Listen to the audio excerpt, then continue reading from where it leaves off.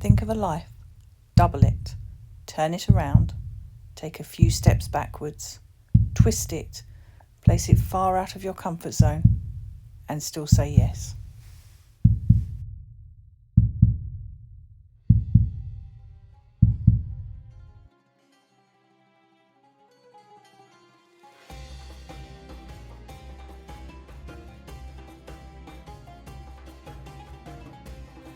It would be easy to judge this place on first appearances, but this is more than just a city of rubbish. This is a thriving community with a heart and everyday people doing their everyday jobs. Normal people just like you and just like me. This is recycling Cairo style.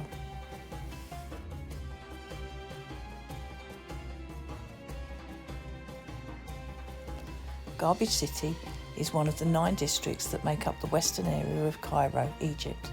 It covers 5.5 square kilometres and was home to 258,372 people in the 2017 census.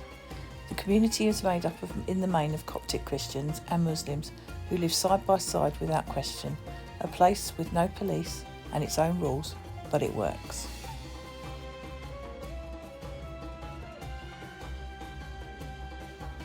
At first sight, this place may appear intimidating to the average Westerner, and Dalida reassures us not to be afraid, but is warmly surprised to see that I've already done my homework and her face lights up.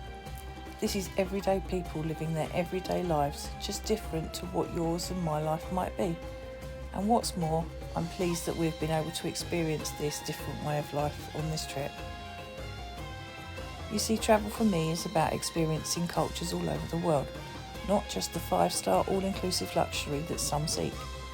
This place is probably, for many, somewhere they are only ever likely to see in the comfort of their own armchair, and that's fine. But experiencing the culture of a place makes me truly feel alive.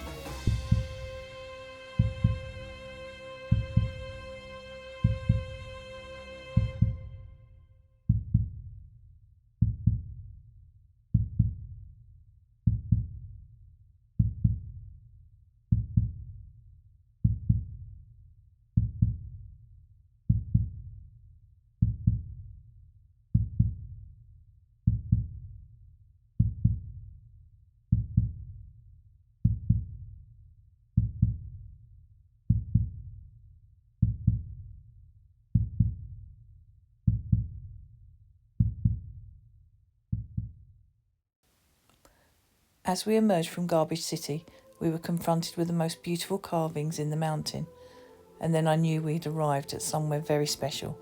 This place was every bit as amazing as I knew it would be.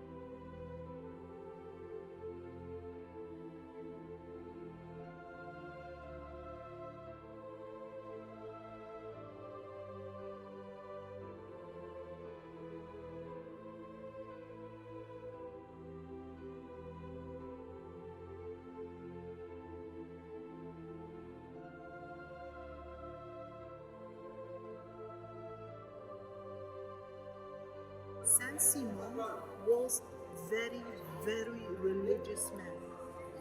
He believed in the Christianity.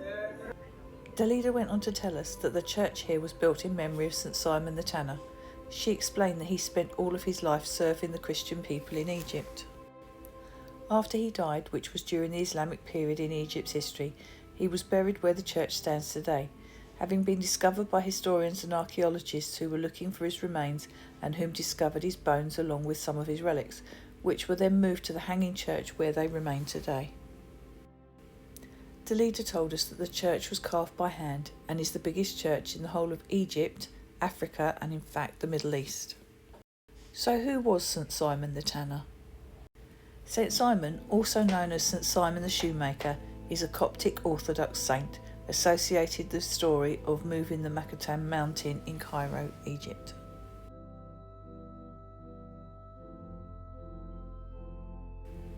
He lived towards the end of the 10th century when Egypt was under Muslim rule and Abra the Syrian was the 62nd Coptic Pope.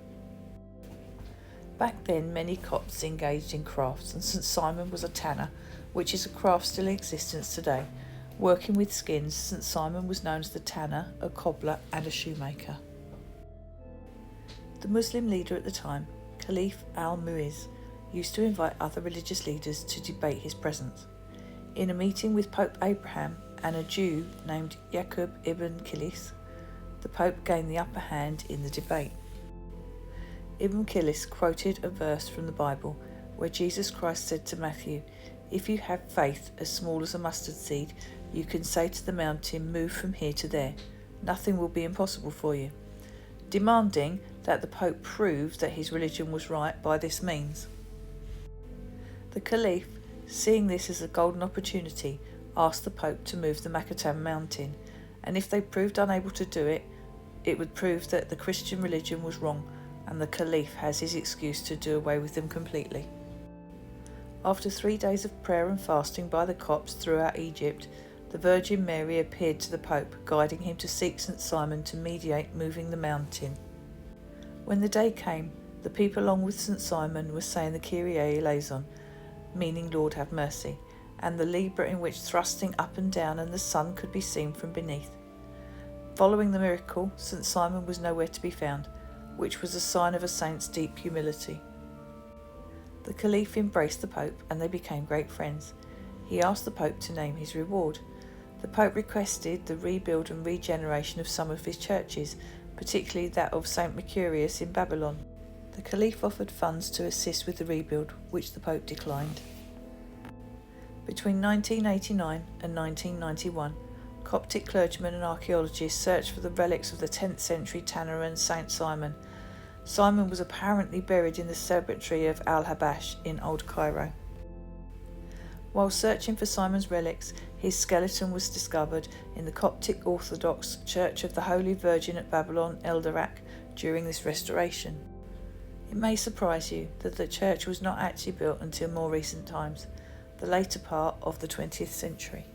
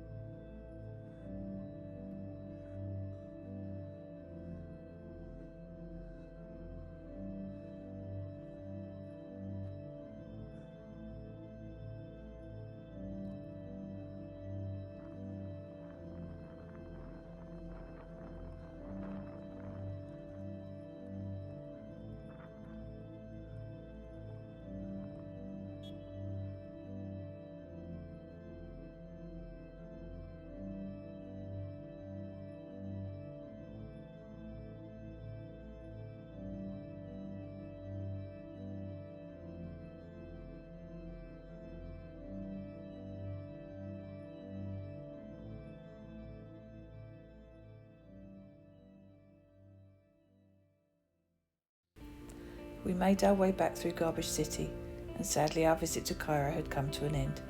But for me, I will go back. I have more to explore, more questions to seek answers to, and more stories to uncover.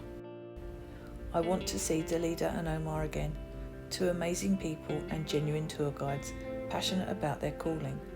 I want to once again hear their stories of this great ancient city and modern metropolis, and to uncover more of the mystery and romance of the great pharaohs. Remember, the everyday lives of everyday people, just like yours and just like mine, only different.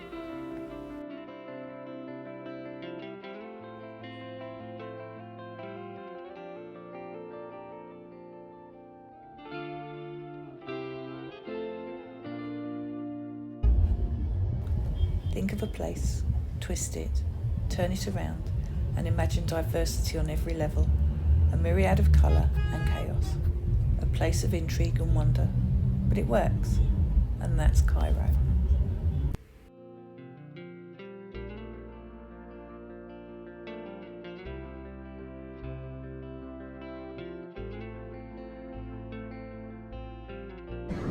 It has